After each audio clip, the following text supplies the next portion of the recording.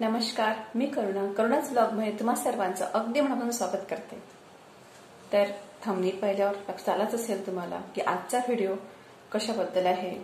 तर हो, माझ्या सासऱ्यांची ही अवस्था फक्त आणि फक्त माझ्या दिरामुळे झाली. तर असं काय घडलं, माझ्या दिरामुळे का माझ्या सासऱ्यांची अवस्था झाली की आज त्यांना हेही कळत नाही की ते काय खातात, कुठे राहतात, कोणासोबत राहतात. जे आपण पिक्चरमध्ये पाहतो ना, याददाश्त जाणं, काय म्हणते त्याला, याददाश्त जाणं, तर ते त्यांच्यासोबत झालंय. जे आजपर्यंत पिक्चरमध्ये पाहिलं ते आम्ही स्वतः अनुभवलंय.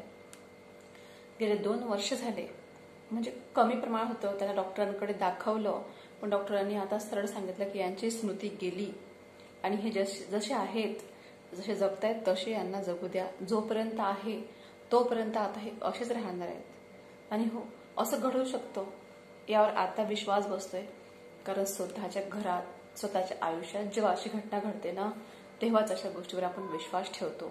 नाहीतर आपल्याला असं वाटतं की हाय, पिक्चरमध्ये काहीही दाखवते. आजपर्यंत मलाही वाटायचं पिक्चरमध्ये काहीही दाखवतात, पण नाही, आज असं वाटते खरंच एवढा मोठा धक्का जर आपल्या आयुष्यात बसत असेल आपल्याला, तर असं कुठल्याही आईवडिलाबरोबर घडू शकतं, जे माझ्या सासऱ्याबरोबर घडलेलं आहे.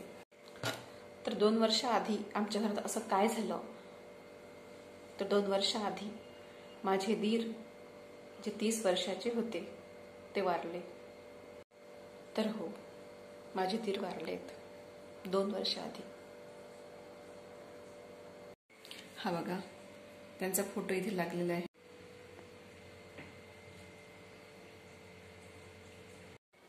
सगळं व्यवस्थित चाललं होतं आणि 2 वर्षाआधी अचानक मी कपडे शिवत होते आणि माझे दीर मागे दिवाणवर बसलेले होते आणि त्यांना अचानक, म्हणजे त्यांचं पांढे लावतं खरा, आणि खऱ्याचे गिराईक दुपारसुद्धा येते. एक गिराईक आलं खरा मागासाठी, ते खरा देण्यासाठी गेले आणि परत मागे येऊन बसले. ते म्हणजे आमच्या गोष्ट चालू होते, आम्ही ब्लाऊज शिवत होते, ते मागे बसलेले होते ब्लाऊजवर. त्यांच्याजवळ माझा मुलगा पण खेळत होता. तर त्यांना अचानक एक दिवस चक्कर आले आणि ते दिवाण खाली पडले.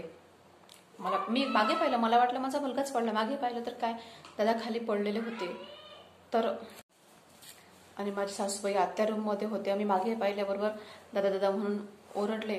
तेव्हा सासूबाई घरातून धावत आल्या. तेव्हा सासरेही माझे चांगलेच होते आणि माझा मुलगा, त्याला वाटलं मी नाही पाडलं. तो म्हणजे मला सांगत होता काही, मी काकाला काहीच नाही केलं. थोड्या वेळानंतर त्यांना जाग आली, म्हणजे त्यांना असं वाटतं नॉर्मल असेल, आम्हालाही वाटतं नॉर्मल असेल. नंतर माझ्या सासूबाईने सांगितलं होतं की ते 10वीत असताना सुद्धा त्यांना चक्कर आली होती. जेव्हा ते असे वर पाहत होते तेव्हा त्यांना चक्कर आल्यासारखं वाटत होतं, पण त्यानंतर त्यांना काहीच प्रॉब्लेम नव्हता. कोरोनामध्ये त्यांना 1-2दा प्रॉब्लेम झाला होता कोरोनाच्या आधी, तर तेव्हा ते दवाखान्यात गेले होते, त्यांना औषधं चालू होते. मग त्यानंतर कोरोना आला आणि कोरोनामध्ये ते औषध त्यांचं बंद पडलं आणि त्यानंतर त्यांना कुठलाही प्रॉब्लेम नव्हता. त्यामुळे त्याकडे दुर्लक्ष झालं. आणि नंतर 2 वर्षाआधी त्यांना आधी चक्कर आली, ते माझ्या समोर. आणि दुसऱ्यांदा ते दुकानात बसलेले होते, तेव्हा सुद्धा मी दुकानात आली काहीतरी घेण्यासाठी, तर ते म्हणजे असे खुर्चीवर शांत बसून होते चक्करसारखे. आणि गिराईक उभं होतं. ते गिराईक मला म्हणत होतं की पहा मी किती वेळचं उभं आहे, हे डोळे उघडतच नाहीये. तेव्हा मी दादा करून हलवलं आणि माझ्या मिस्टरांना सांगितलं तेव्हा की असं झालं. तो चक्कर माझ्या मिस्टरांसमोर आला होता. त्या आधी जेव्हा चक्कर आला तेव्हा ते घरी नव्हते. मग जेव्हा त्यांच्यासमोर त्याला दादाला चक्कर आला तेव्हा ते लगेच ताबडतोब दोघा-तिघांनी यांनी जेवण वगैरे केलं. माझी सासूबाई, दीर आणि माझे मिस्टर हे तिघंही हॉस्पिटलमध्ये गेले. त्यांना अमरावतीला नेलं. तर तेव्हा तिथे सांगितलं की यांच्या मानेच्या मणक्यात लहानपणापासून गॅप आहे आणि मग त्या गॅपचं ऑपरेशन करायला सांगितलं होतं की ऑपरेशन शिवाय हे आता जमणार नाही, कारण हा प्रॉब्लेम आता खूप वाढत गेलाय आणि हा जन्मताच पोटातलाच हा प्रॉब्लेम आहे त्यांच्या. म्हणजे पोटात असताना बाकी शरीराची वाढ झाली, पण या हाडाची वाढ झालेली नाहीये. त्यामुळे त्याला धक्का लागते. असं जे लटकतं हाड होतं त्यांचं, इथे मानेत आपलं जे हाड असतं ते असं चिपकलेलं आहे, त्यांचं लटकतं हाड होतं.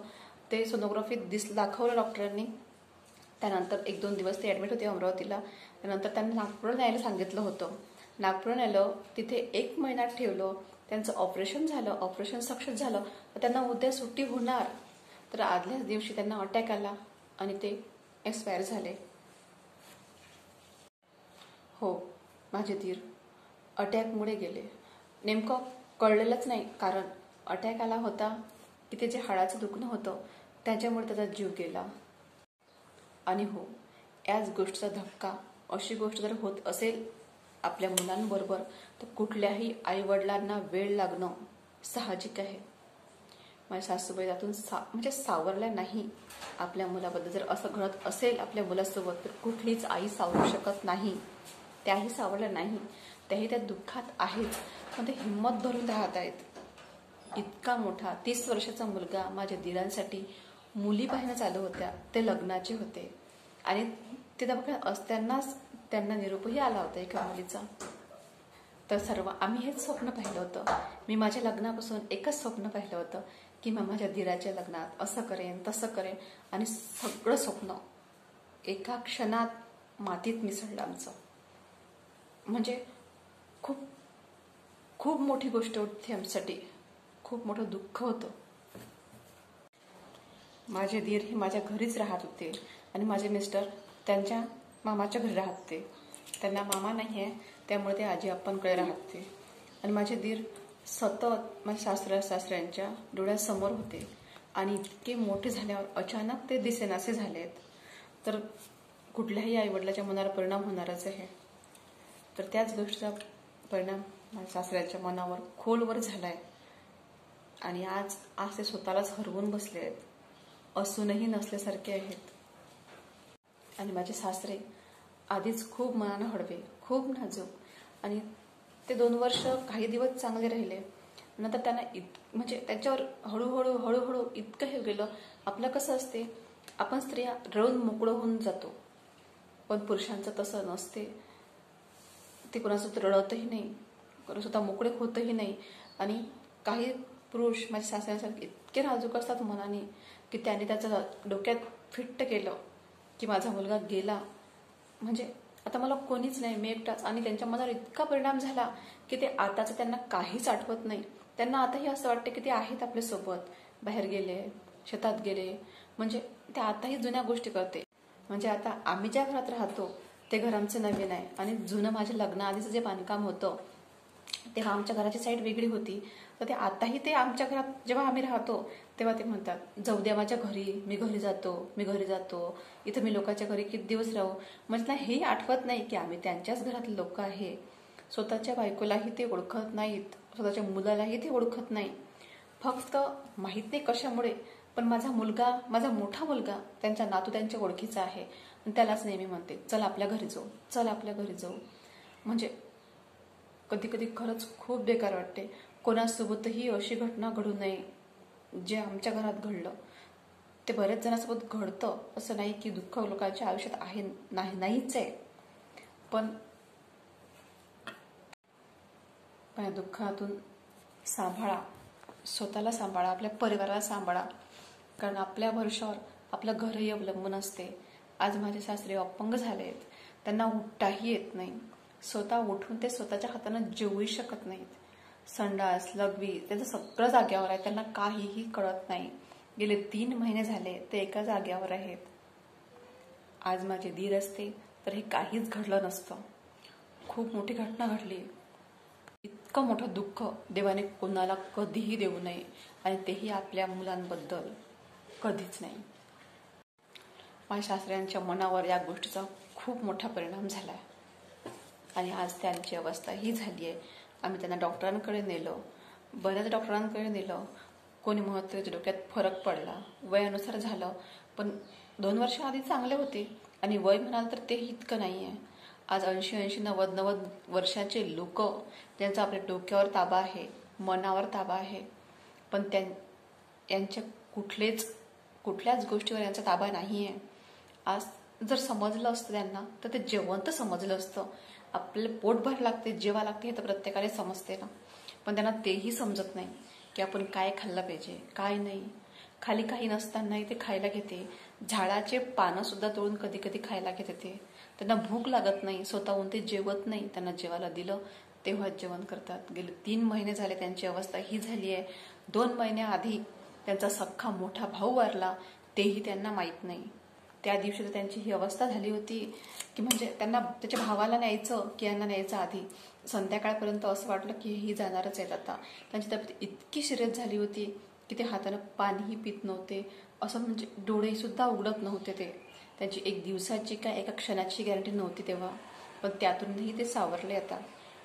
थोडे व्यवस्थित आहे, पण तरीही ते स्वतःच्या पायावर उभे राहू शकत नाही. ती हिंमत, त्यांची पूर्ण हिंमत खचली. म्हणून प्लीज तुमच्या आयुष्यात कुठलंही दुःख येत असेल तर हिंमत हारू नका. म्हणजे जाणारा गेलाच आहे आता, तो नाही येऊ शकत. कितीही रडलं, कितीही आठवण केली, तो व्यक्ती नाही येऊ शकत. हेच एक सत्य आहे. कारण माझे दीर वारले म्हणून मी असं म्हणत नाही आहे. माझे आई वडील सुद्धा गेले आहेत कमी वयात. त्यामुळेच मी असं म्हणते की गेलेला व्यक्ती कधीही परत नाही येऊ शकत. पण आपलं आयुष्य आहे, आपल्या मागे जे माणसं आहेत त्यांच्यासाठी आपल्याला जगायचं आहे ना. मग प्लीज इतकं म्हणाल नका. कधी कधी माणसाच्या आयुष्यात अशा घटना घडतात ना की ज्या घटनेचा माणसाच्या मनावर खोल परिणाम होतो आणि ती गोष्ट मनातून कधीही निघू शकत नाही. कितीही प्रयत्न केला तरी आपण काही गोष्टी आपल्या मनातून कधीच काढू शकत नाही. तसंच काही अशीच घटना आमच्या घरातही घडली. आणि हो, सलग 4 वर्ष झाले आमच्या घरात दरवर्षी कोणाचा ना कोणाचा मृत्यू घडतच आहे. माणूस म्हणजे झेपून झेपून माणसाच्या मनाला झेपणार तरी किती दुःख आहे. प्रत्येक वर्षी आमच्या घरात आमच्या जवळचं कोणी ना कोणी आम्हाला सोडून जातं. मग काय पण मनावर परिणाम होणार आहे. माणसाच्या आयुष्यात जर एक दुःख असेल तर तो सहन करेल, पण दुःखावर दुःख, दुःखावर दुःख येतच असेल तर किती सहन होणार आहे. सहनशक्तीला ही मर्यादा असते.